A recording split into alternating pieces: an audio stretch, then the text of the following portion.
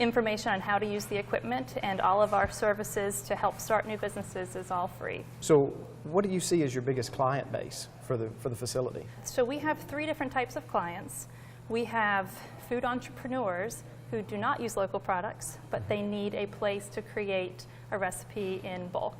Okay. And so those folks might source ingredients from a food service, but they want to make product year-round and not only make products when the fresh produce is in season. So we have this type of client. There are also food entrepreneurs who do have a local product, and here's an example of one here, Po River Apiary. This client has her own apiary and her own honey, and she also grows her own pepper, so here is her honey habanero sauce.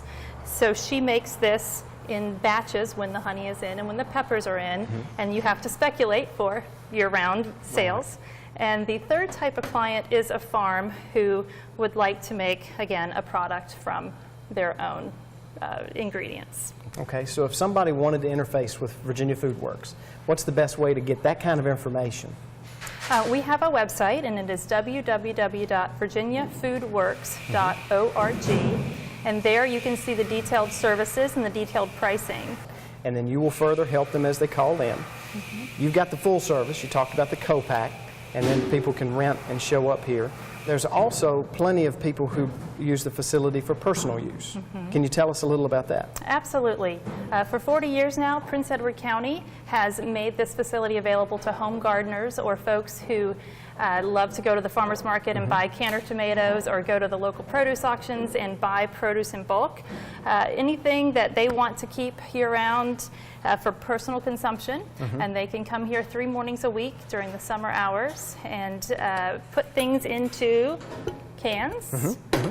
For home canning, you only pay for the can used, plus a $1 fee, a service fee. And this is available Monday, Wednesday, and Saturday mornings here at the cannery. Now that is extremely affordable. How is that possible given that this is a business? Right. Thanks to Prince Edward County, they have been funding this cannery for years, and they have enabled the continued operation of the home canning service as well as the expansion into commercial and retail. We've also had significant assistance from the Tobacco Commission of Virginia, which has funded a lot of our processing equipment that we use for making products for resale. For instance, they have funded filling machines and food pumps and continuous flow chopping machines and label applicators, and those types of machines that allow someone to take that next step up into more efficient production. So it's as automated as you can possibly make it given the services you provide. And the nice thing is because we are small, we can help someone who only wants to make 50 to 100 jars, but we can also help someone who wants to make a few thousand jars. That's all within this nice medium scale. You know, we are not your Heinz and your Del Monte, but we can work with each individual client, look at the type of produce that they're growing and where they want to take that, and we can try to work with the equipment that's offered and make that a reality. Well, maybe the next Heinz is out there, and That's they've got right. the idea, and this facility is the next step. Absolutely. What a wonderful idea. Now, you mentioned home consumption. Why is that distinction important? Very good question, John. There is a significant danger in botulism, and so botulism occurs over this magical pH number of 4.6. So any food product that falls outside of this 4.6 range is one that we cannot make for further resale as a commercial product. Now, a lot of these products have an ingredients list. I would assume there's a recipe.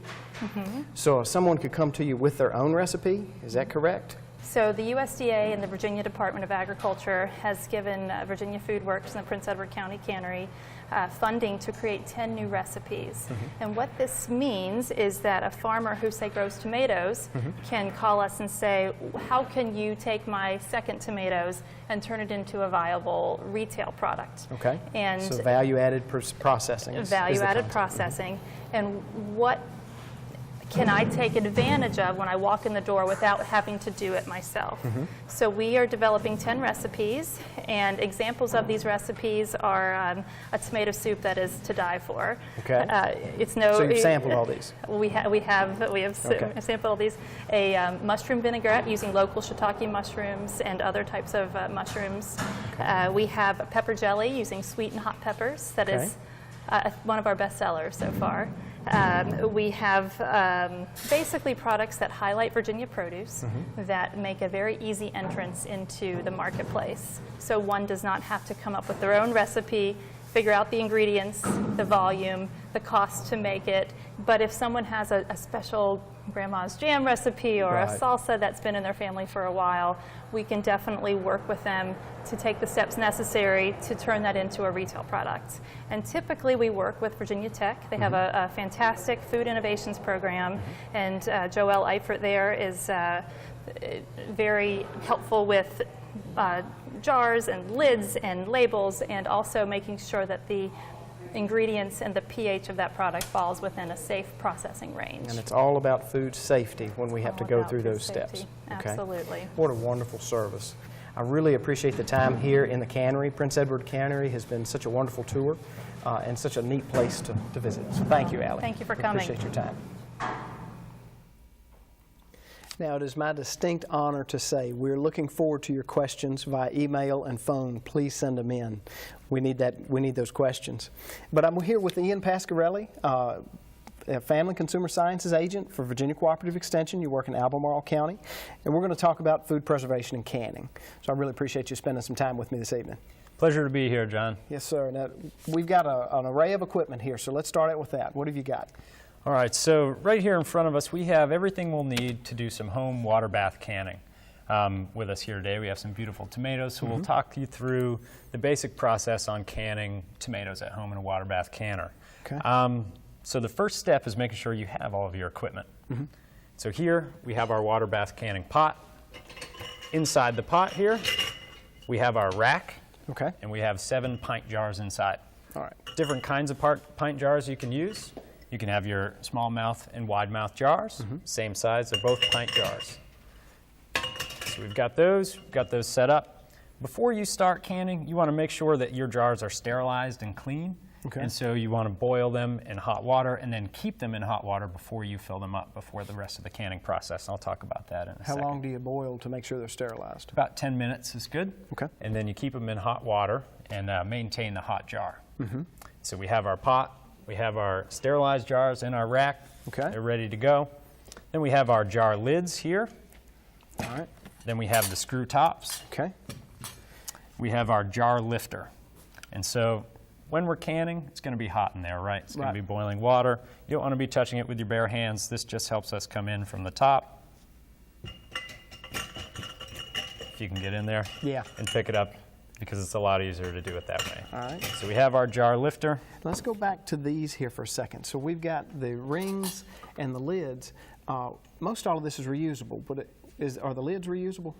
So the lids should only be used one time, and because of that, inside the lid here, you can see this compound around the inside. That's what seals the jar off. And so when that heats up and seals to the jar that first time, it really shouldn't be used again, because you can't guarantee that it'll make a safe seal the second time around. All right. And so the lids should only be used one time. This screw top can be used as many times as you want, as long as it doesn't get rusty or dented or bent. And so these are in good condition as long as they are cleaned up and sterilized before you use them. Just make sure that they're clean and ready to go and they can be reused again. It's important to save money, and we all have that consideration, so I know we want to reuse everything we can, but safety first. Absolutely, and one of the main reasons people do canning is to, save money, grow things in their home gardens, and so we're all about that. So reuse as much as you can. And just to continue on the rest of the pieces that we need here, we just have our magnetic jar lid lifter, and so that's so we don't contaminate the clean lids before we put them onto our jars.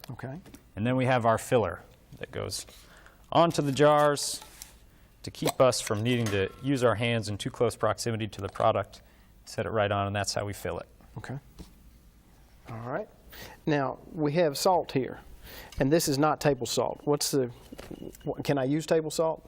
And so you really don't want to use table salt. So this is canning and pickling salt. And this is different because it's just sodium chloride. It doesn't have any other agents in it. So if you were to use a table salt or just a regular iodized salt, so a table salt can have different compounds in it.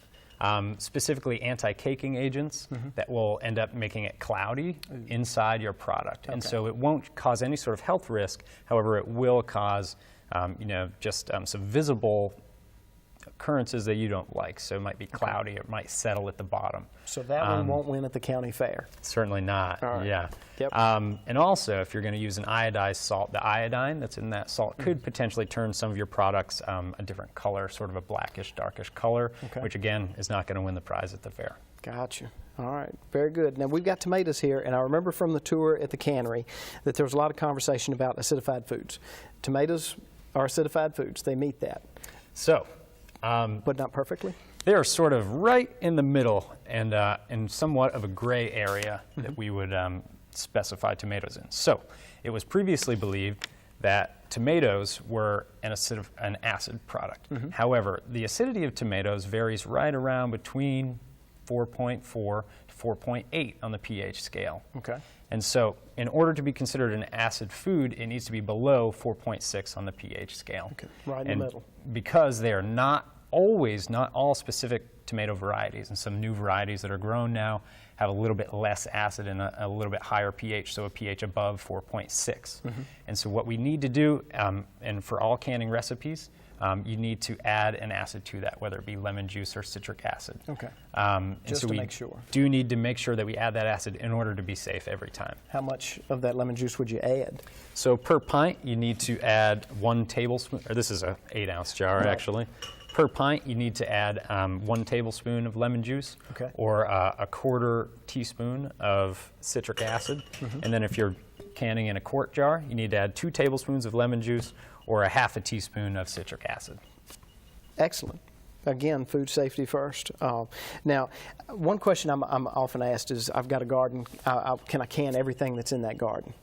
And I'm pretty sure I know the answer, but what is the answer to that question officially? So you can can everything in your garden. However, you can't use everything for a water bath canner. You may need to use a pressure canner for some of those, specifically for low acid vegetables and fruits.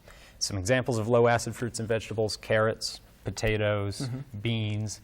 These all need to be canned in a pressure canner because their acidity level is not below that 4.6 on the pH scale. Right. And the reason we're worried about that is because of a specific bacteria called Clostridium botulinum. This can cause botulism. It's a very deadly disease. Right. This bacteria is pretty common in soil, and so it ends up on a lot of vegetables that we may grow in our garden. And so this bacteria we actually eat a lot. We eat it all the time. However, it's in its spore form and it's not dangerous.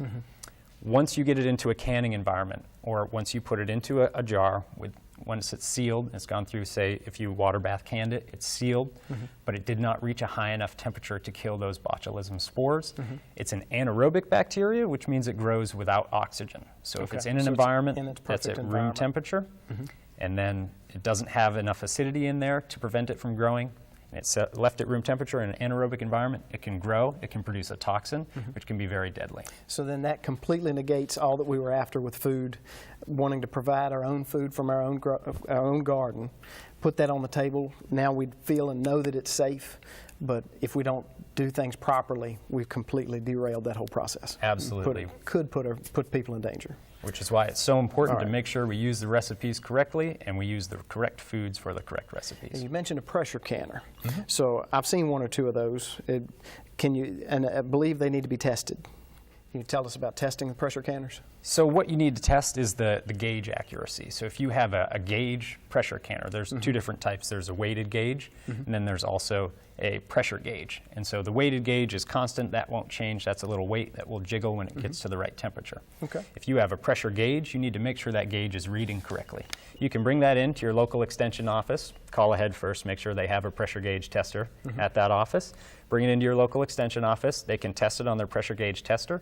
If it's not accurate, you should do that about once a year. If it's not accurate, you can send it into the manufacturer. They'll fix it and send it back to you, and it should be ready to go. Well, Ian, thank you for your time. We've really enjoyed this. Now it's time to go for our tip from Maymont.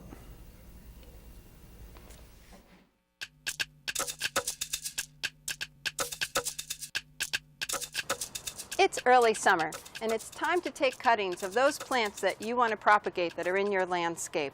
To do so requires just a few very simple objects First off, you need a flat and some packs. If you're going to reuse them, you need to get some bleach and mix it up to 1 tablespoon per gallon and soak those old flats and those packs in there for a good 10 minutes. The next thing, though, you need is some good planting medium. Perlite is a white volcanic stone, and it's got wonderful drainage capabilities, but it really doesn't hold any moisture, so I don't want to use that one. Another popular one was, peat moss, but the biggest problem with peat moss is it doesn't hold that moisture. The third one, though, is a combination of the peat moss and the perlite plus some other potting media. And while this is great for putting your plants in, they're not very good for rooting. My best choice is vermiculite. And vermiculite is a type of mica. It's a mineral, and it's great for water absorbing as well as holding that water a long time. And I've already put some into my little self blocks right here. The next thing you want to do is wet it thoroughly, and then you want to take a tool and make little indentations in it. The next step, obviously, is to choose what you want from your garden for propagating. And I'm going to be using some candy tuft, or Iberis sempervirens. I've taken the candy tuft, and you can see this one here has all the leaves and the shoots coming off of each node. And I've gently pruned them off or pinched them off right down to the node. I'm not ripping them, I've just gently removed them. The most important step is you need to have some rooting hormone, and this hormone actually invigorates the cells to make roots rather than shoots. And this is very strong, very concentrated, so you want to take as much off as you can and blow it as well. Then you want to place it into one of those holes that you made and pinch it down in with that vermiculite sealing close around it. You want to water it again very thoroughly. And then I always take a little marker and I put it in to let me know what date that I've done this so I can check them later. Well, I've got a little bit of a greenhouse background, and I like to make homemade greenhouses. So I get a nice dry cleaners bag, and I slide the tray in, and then I get a piece of wire that I found in my garage, and I put it in there so that I have a way of supporting the plastic up around the plants. And I take good old-fashioned twist ties, and I close it up. I'll then put this in the shade outside, and I'll check it regularly to see if it needs to be re-moistened with some nice fine mist. After about 4 weeks, you should have some very nice rooted cuttings that you can take out and pot up and then eventually nurse them out to the sun. So with these very simple steps, you can make a little homemade greenhouse so that you too can have success with rooting your cuttings at home. Getting ideas on how to do things at home is a fun part of gardening. And also, questions come up as you go along. And if questions arise during the month between shows, you can always throw them to Richmond Times-Dispatch and ask Richard Nunnally. Who knows, maybe it'll show up in one of the Sunday papers and you'll be able to have your questions shared with many others. The information is right there on our screen for you to utilize. But speaking of questions, we have quite a lot here, and we're going to get rolling with them. A number of them deal with canning. And the first one, though, is a question many people have, near and dear to my heart, is Mike from Ashland wants to know, how can you reduce the sugar usage in canning for those who have challenges with sugar, diabetes, and such like that? So specifically with jam, you can adjust your sugar ratio with certain types of pectin. Certain pectins require sugar to activate the pectin. However, there are other brands such as Pomona pectin, which allows you to have either no sugar or Splenda or artificial sweetener or very low amounts of granulated sugar, but still have the pectin work to thicken the jam. And I was just going to say, for people who are not familiar, pectin is the thickener in the jam. Oh, I'm sorry. That's okay. Baby steps, and that's wonderful. That's right. That's good. Another question that we have is Bryant from Midlothian. Where is that cannery located? The cannery is located in Prince Edward County, which is in Farmville, Virginia. So it's very centrally located. We have clients from all over Virginia, Northern Virginia, Norfolk, Virginia Beach, and Southern and Western. And in fact, the product that we were making that day is a client from Westmoreland County called Westmoreland Berry Farm. And so I brought here the jam that we were making in the segment earlier, which is a blackberry preserves with their local blackberries. And they are our best client at the cannery, and we make all of their products. It is delicious. We might have snuck a taste. Yummy. I'm thinking French vanilla ice cream. Anyway, are there any other canneries here in I'll say, the Central Virginia area? Because our viewing audience is pretty broad. There's a Hanover Cannery north of Richmond, which is fabulous, and Carol Van Gore there has been around for a while, and she can help folks make any product. And I'm sure they have a website where you can look up their open hours, but I highly recommend the Hanover Cannery. She's been very helpful with helping us get started with commercial Wonderful. products. So as a homeowner, why would I want to bring my produce to the cannery and work in the cannery? I mean, I'd say I have a plethora of tomatoes and I'd be slaving and sweating in my kitchen, which I have done. You know, please tell me the attributes and the positives of bringing to the cannery. As you can see in the segment, we have some great equipment, and the equipment can just speed up the process tremendously. In a couple of hours using the equipment there, you could make 50 to 100 cans of something, and when you're done, you hose it all down. Oh, lovely. Which you can't do at your own kitchen. No, you cannot. Well, you could, but that's right. So it's very affordable as well. But compared to home, but you may purchase cans there, so you don't have to keep a stock of jars or lids. And you can also meet other folks and can with them, so it's a wonderful community builder. You can learn new recipes and just give it a shot. It's such a fun experience. I highly recommend it to anybody. Apples to applesauce, tomatoes to tomato soup. Sounds yummy and sounds fun. I like the fun part of it. Nothing more boring than canning by yourself. So, Joanne from Richmond asks, can volunteers help with your organization at Thanks, the cannery? Joanne. Yes. We are a nonprofit, Virginia Foodworks, that works with Prince Edward County Cannery to provide the commercial services. And we actually need lots of volunteers. We have a lot of marketing needs where we'd like to reach out and tell farmers how we can help them or how food entrepreneurs can use our products. So we're desperately looking for people to kind of pitch in and give us a little time, maybe making some brochures or reaching out. We also have a board which runs our nonprofit, and we are looking for a couple new board members. So please contact us if someone is interested in joining us. We meet a couple times a year, and very low commitment, but we love all input. Fantastic. Sounds like a good opportunity for people who really enjoy food and putting food by. Absolutely. Not stealing the title of a book I use, but anyway. And finally, we have John from Bonaire. You had mentioned the product that you were making, but how much does it cost to use the cannery typically, and given a rough range? Absolutely. So we have home canning services, and home canning is the cost to enter is $1 plus the cost of the can, and that's all. For commercial products, for making foods for resale, if someone wants to rent the cannery, the entire facility we rent by the hour, and you can pay anywhere from $16 to $25 an hour. So $16 is if you live in the Southern Virginia region, $20 an hour if you live in Virginia but you use one local ingredient. We're trying to encourage agribusiness and Virginia products. Very good. And then $25 an hour if you make a food product that doesn't have any Virginia ingredients. So we're trying to encourage. And then we also have the contract packing service, where if a farm wants to drop off produce and have it turned into a finished product. And we do that either we have a unit price, and we also have an hourly price. And the hourly price is $120 an hour right now. And what that includes is the cannery rental. It includes 4 trained employees and the insurance and utilities. Fantastic. That sounds great. Absolutely. I have to segue from cannery to roses through rose hips, because we have to be able to make rose hip jam, okay? Sounds delicious. It is. It actually is. But we do have a question on roses. And Allie, thank you so much for sharing all this with us, because it's a topic I think we all need to embrace and learn more about as we increase the size of our vegetable gardens and we try to sustain ourselves with our own gardens, as well as buying locally at our local farmers markets. So it's a great service you offer. Oh, thank you. Yes. But with roses, we've got, again, all the rain that fell. We did have the wettest month in many, many decades here in May. And so our roses, we have a problem with Barbara in Richmond. She's got leaves on her roses, and they happen to be knockouts, but they could be anything. And they're curling up. So, Brendan, do you know what's going on with her roses? Barbara, that's a great question. It is something we get a lot. There are a few different things can cause that. Knockout roses are notoriously disease resistant. They're very tough.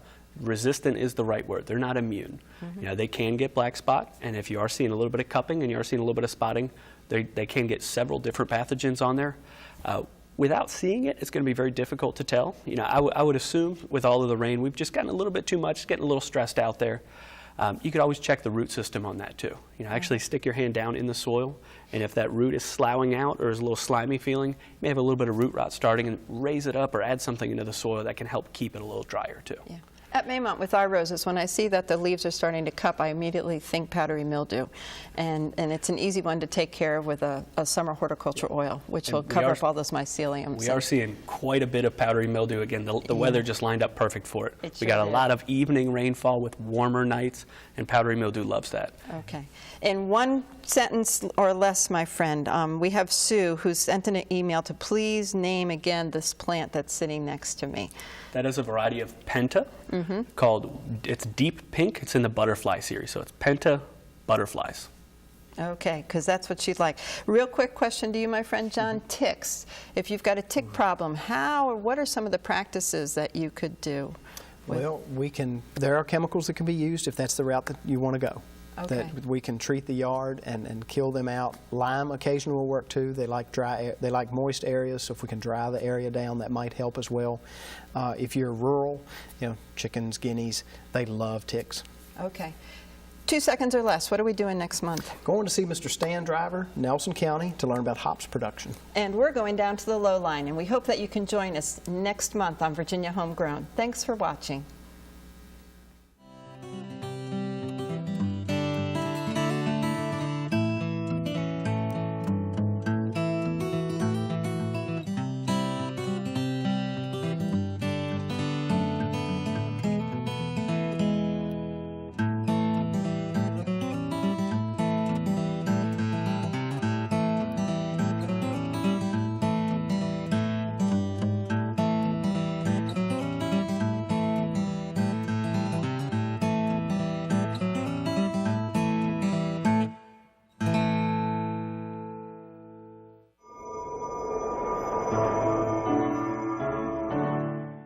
Thank you for watching Virginia Homegrown. For information on how to become a financial partner, please contact Lanny Fields at 804-560-8226 or lfields@ideastations.org.